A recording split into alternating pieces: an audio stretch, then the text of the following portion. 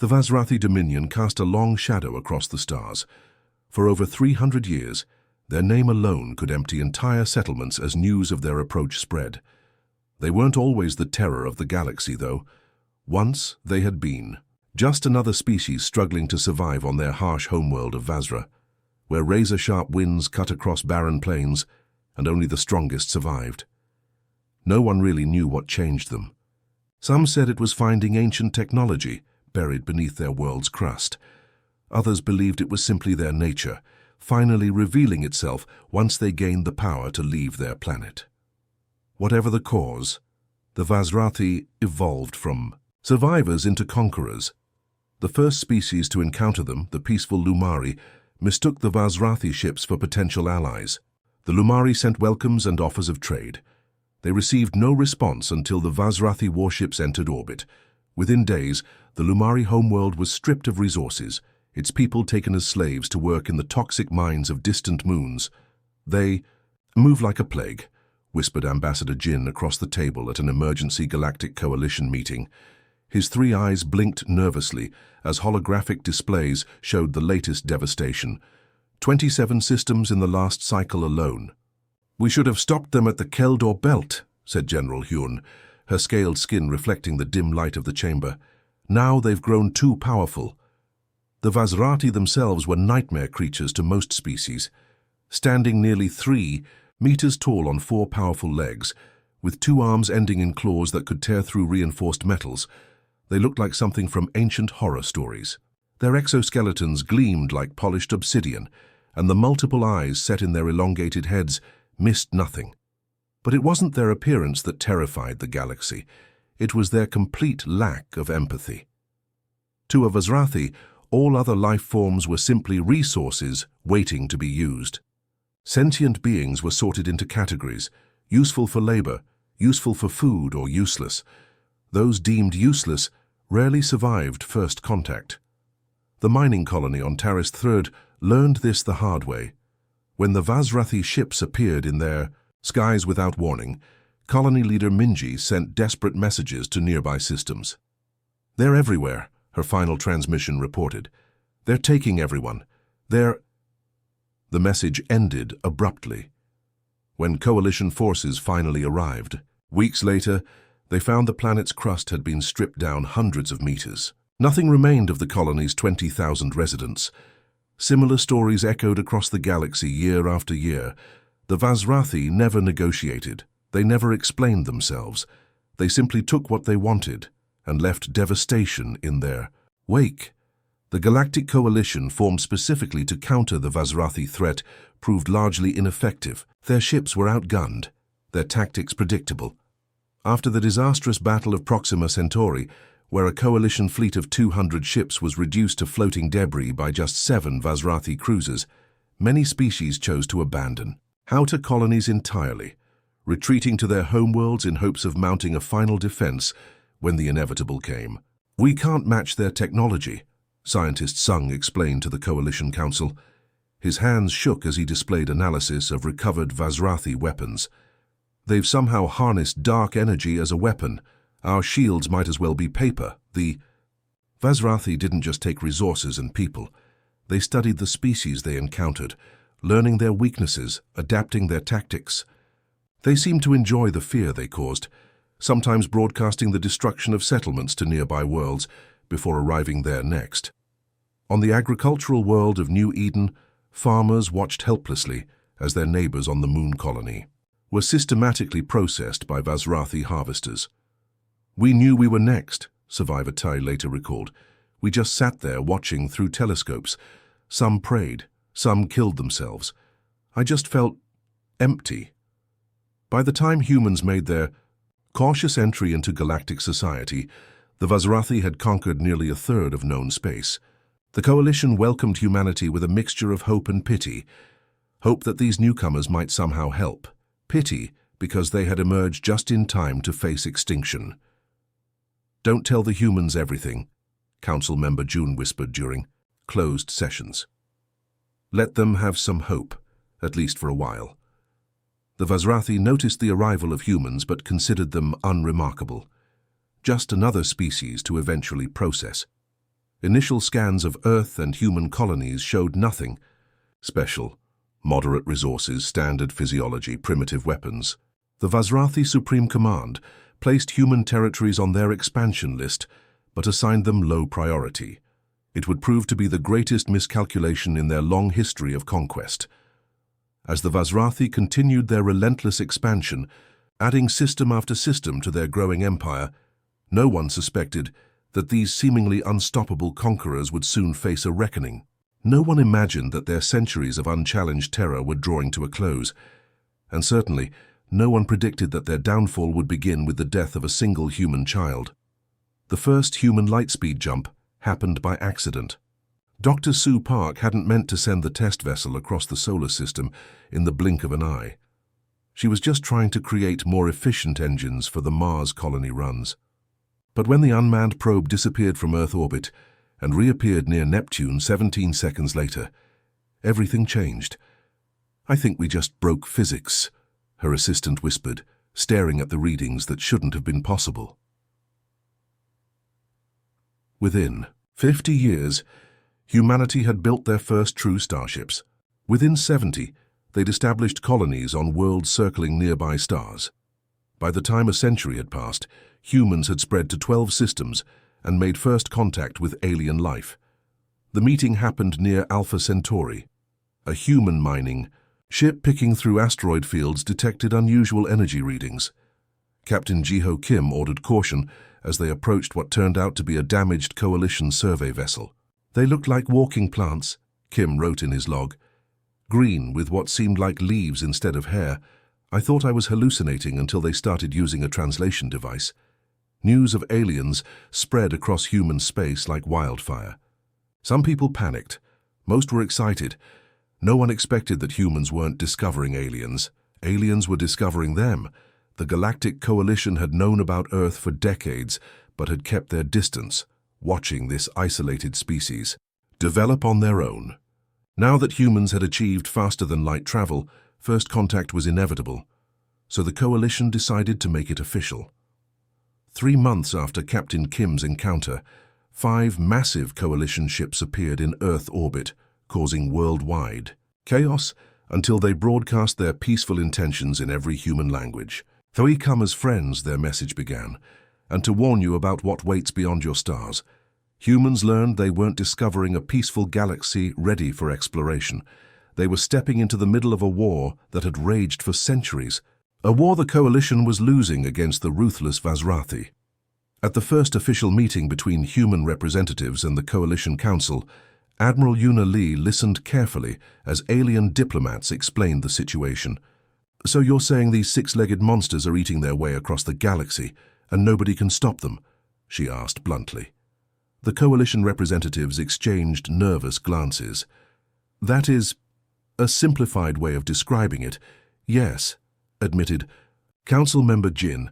"And you're telling us this why exactly?" asked another human delegate. "Seems like you're just giving us a good reason to pack up and head in the opposite direction." The truth eventually came out. The Coalition needed human worlds as buffer zones, places where the Vazrathi might attack first, giving Coalition forces time to prepare defenses elsewhere. They didn't expect humans to defeat the Vazrathi. They just needed them to slow them down. Despite this less than welcoming introduction to galactic politics, humanity decided to join the Coalition. They had little choice. Trying to hide from the Vazrathi wouldn't work forever, and facing them alone would be suicide. "Better the devil we know than the devil with 6 limbs and a taste for sentient flesh," President Han remarked privately after signing the Coalition Treaty. The older species found humans fascinating, if primitive. Human technology lagged centuries behind most Coalition members.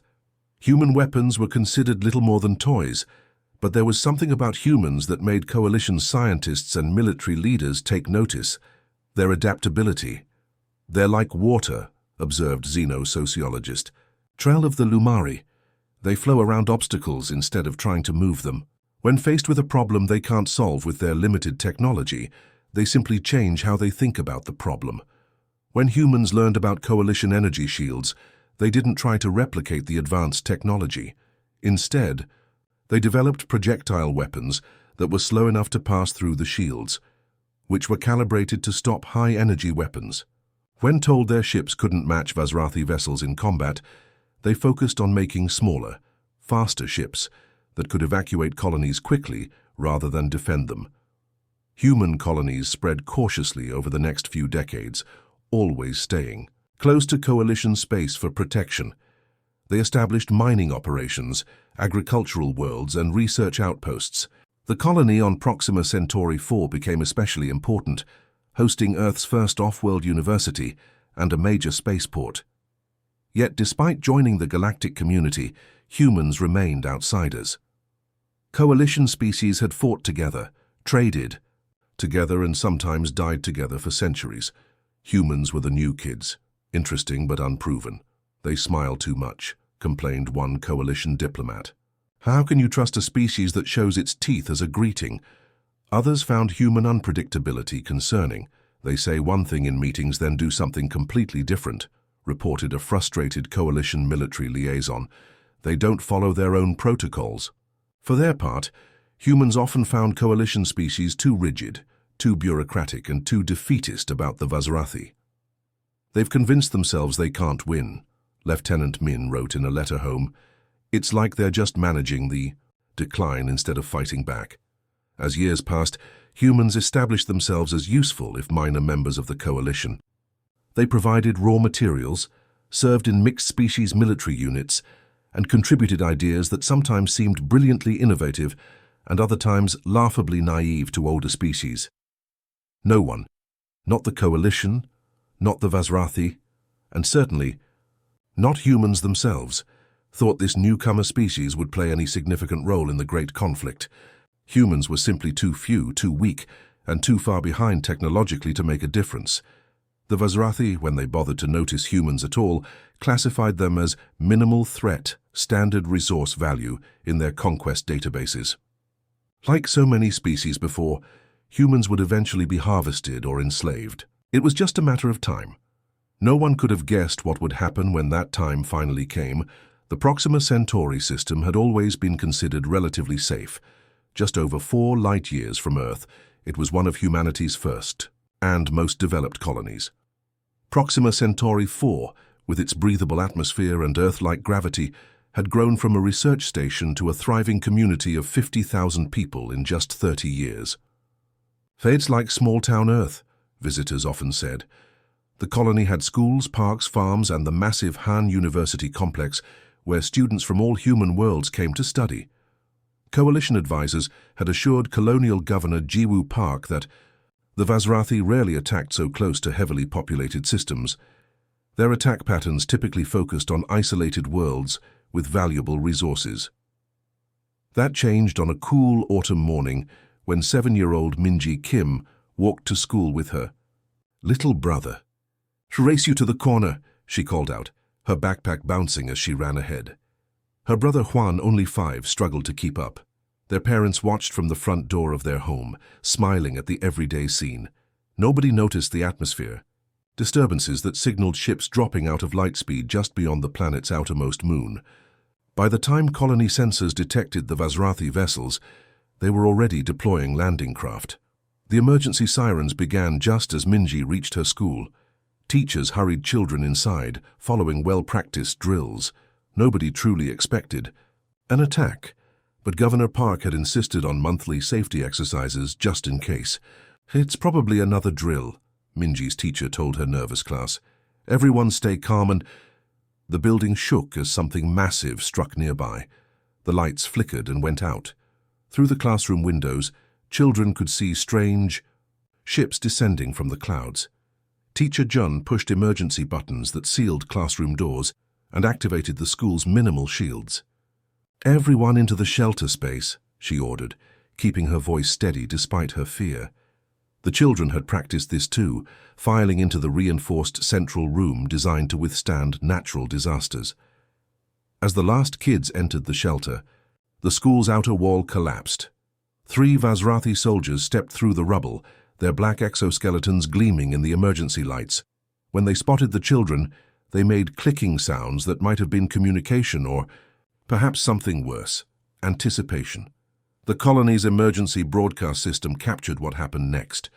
Cameras installed throughout public buildings for safety protocols continued recording and transmitting, even as normal communications failed. The footage streamed to emergency channels monitored by coalition and human forces throughout nearby systems. Minji had heard adults talking about the Vazrathi. She knew they were dangerous. She knew they hurt people.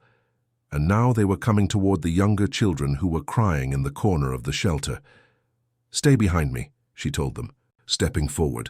Her voice shook, but her small body stood firm between the aliens and the kindergarteners. The lead Vazrathi paused, perhaps confused by this tiny creature facing them without weapons. Its head tilted, multiple eyes blinking as it assessed the situation. Then it made a sound like grinding metal and reached for Minji. "Leave us alone," she shouted, throwing her school tablet at the creature. It bounced harmlessly off its exoskeleton. What happened next was broadcast to millions of humans across 12 systems. The Vazrathi lifted Minji with one claw-like hand. She kicked and struggled as it examined her closely. Then, with a casual motion, it tossed her against the wall like discarded trash. The camera caught her small body sliding to the floor, broken and still.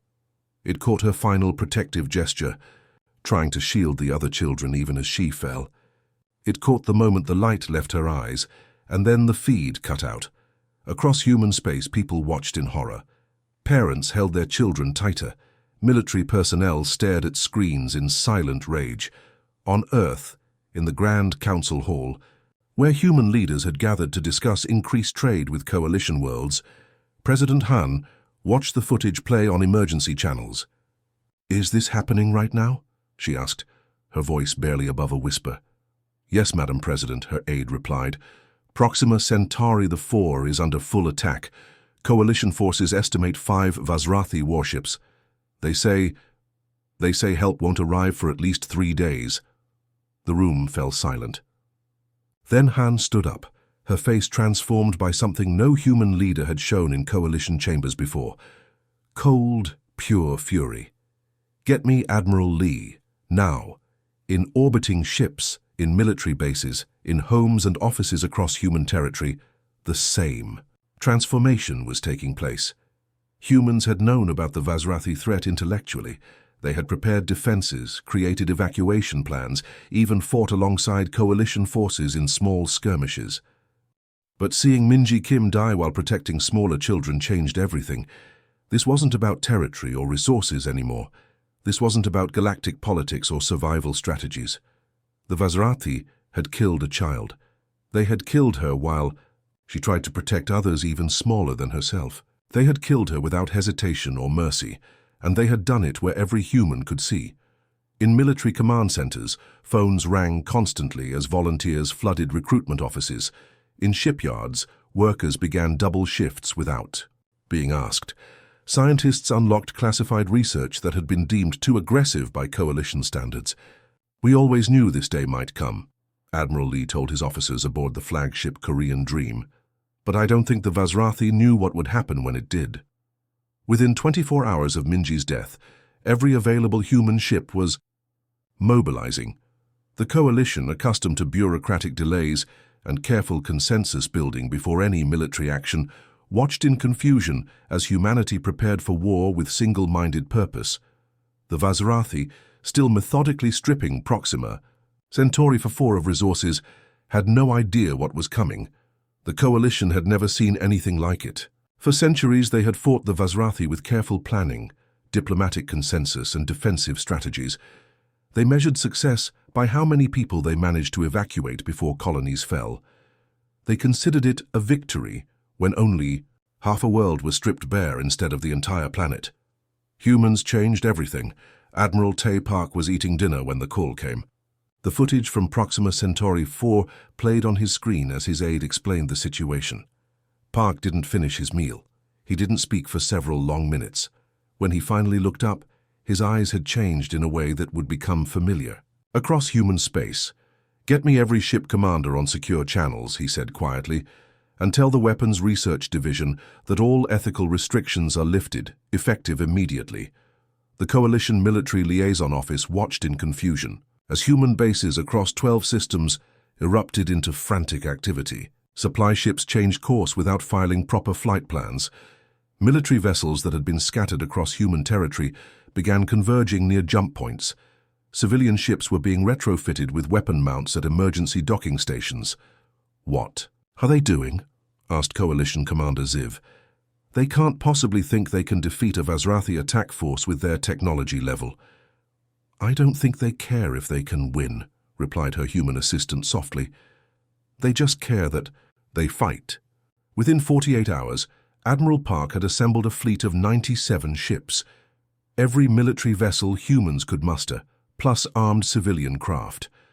Coalition advisors warned that such a force had no chance against 5 Vazrathi warships. Park listened politely, thanked them for their input, and ordered the fleet to jump to Proxima Centauri. Captain Sung Lee commanded the destroyer Thunderchild at the front of the formation. As the fleet prepared to jump, he addressed his nervous crew. "I know what the Coalition thinks," he told them, his voice steady. "I know the odds, but the Vazrathi have never faced humans protecting their children before. They're about to learn why that was a mistake." Major Yuna Choi led the Special Forces teams trained for boarding actions. Her soldiers had trained for years to fight in zero-gravity and hostile environments, but never against Vazrathi. As her transport ship joined the fleet, she gathered her teams. "We've studied their biology," she explained, pointing to diagrams of Vazrathi anatomy. "They have 3 vulnerable points in their exoskeletons. Their vision is excellent in bright light, but poor in darkness. And they've never faced an enemy that chose to board their ships instead of running from them." The human fleet arrived at Proxima Centauri, expecting to find devastation. What they found instead was opportunity. The Vazrathi ships were still in orbit, methodically processing resources from the colony. They hadn't expected anyone to challenge them, certainly not so quickly. The battle that followed shocked Coalition observers. Human ships didn't maintain safe distances as Coalition vessels would have done. They didn't focus on defensive formations. They attacked directly, aggressively, seeming to care little about damage to their own vessels if it meant damaging the enemy. "They're acting like they have nothing to lose," one Coalition officer commented as they watched the battle from a monitoring station several light years away. "No," corrected her human colleague. "They're acting like they have everything to lose, and they know it." The Vazrathi, confronted with an enemy that didn't retreat when threatened, seemed momentarily confused. Their standard tactics relied on creating fear, on enemies that valued self-preservation above all else. The human ships took devastating hits, but continued fighting, continued closing distance. When Major Choi's boarding teams cut their way into the lead Vazrathi vessel, they transmitted everything they saw back to Earth. Humans watched as their soldiers moved through alien corridors, fought in close quarters with creatures twice their size, and placed explosives at critical junctions. "For Minji," one soldier said quietly, before detonating charges that destroyed the ship's propulsion system. By the battle's end, 3 Vazrathi ships had been destroyed or disabled. The remaining 2 escaped, jumping to unknown coordinates. The human fleet had lost 39 vessels and thousands of lives, a casualty rate that would have been considered catastrophic by Coalition standards. Humans considered it a beginning. In the days that followed, something awakened across human space. A cold, focused rage unlike anything the galaxy had seen before. Research labs worked around the clock, developing weapons specifically designed to penetrate Vazrathi armor. Shipyards built vessels optimized for the new tactics that had proven effective. Volunteers flooded military recruitment centers in such numbers that temporary training facilities had to be established. Coalition members watched in astonishment as humanity transformed itself from a peaceful, trade-focused society into a war machine with single-minded purpose. "We need better intelligence," Admiral Park told his commanders at their first strategy meeting after Proxima Centauri. "We need to know where they'll strike next, where their bases are, and most importantly, where their homeworld is located, Captain." Jin, whose science vessel had been retrofitted with experimental cloaking technology, volunteered for deep reconnaissance missions into Vazrathi territory. "They think we're weak," he said. "Let's use that against them." For the first time in centuries, the Vazrathi encountered an enemy that didn't just defend, an enemy that hunted them, Captain Lee's battle group began tracking Vazrathi raiding parties, following them back to their staging areas, then striking without warning. Major Choi's special forces developed techniques for capturing Vazrathi officers alive. The interrogations yielded critical intelligence about supply lines, communication methods, and command structures. The coalition, which had fought a losing war of attrition for generations, could hardly believe what they were seeing. Some member species began quietly supporting the human war effort, providing technology and intelligence that their own governments had been too cautious to use. "They fight like their worlds are already lost," observed one coalition general.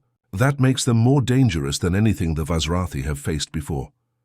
Within a month, humanity had launched over 200 offensive operations against Vazrathi targets. They weren't always successful. They lost ships, lost people, but they kept attacking, kept pushing deeper into enemy territory. And the Vazrathi, for the first time in their long history of conquest, found themselves responding to attacks rather than initiating them. 6 months after the attack on Proxima Centauri 4, the war had changed in ways no one thought possible. The Vazrathi Supreme Command, a council of 12 elder warriors who had guided their species' expansion for centuries, gathered in their underground fortress on a moon orbiting their homeworld. "How is this happening?" demanded Supreme Commander. Hez slamming a clawed limb against the holographic display, showing territory lost in recent weeks. "They are primitives. Their technology is centuries behind ours." "They should have broken by now," agreed war strategist Kraz. "Every species breaks eventually. They calculate losses, they lose heart, they retreat to defend core systems. But humans didn't break. They adapted. They evolved their tactics with each engagement. Most disturbingly to the Vazrathi leadership, they learned. Commander Jun Kang led the vanguard of the human fleet as it pushed deeper into Vazrathi space. His flagship, the Vengeance, had been built in just 2 months after the Proxima Centauri attack, incorporating technology reverse-engineered from captured Vazrathi. Vessels Kang wasn't a warrior by training.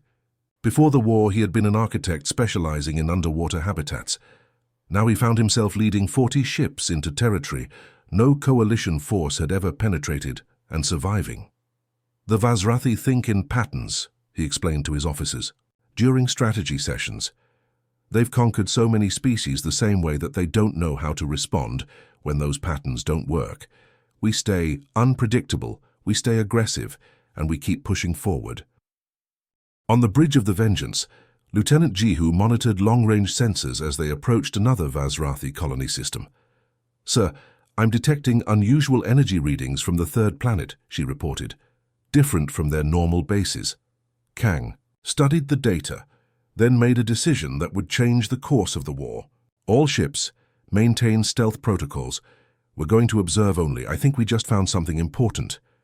For 3 days, the human fleet remained hidden at the edge of the system, gathering intelligence. What they discovered stunned even the most seasoned officers.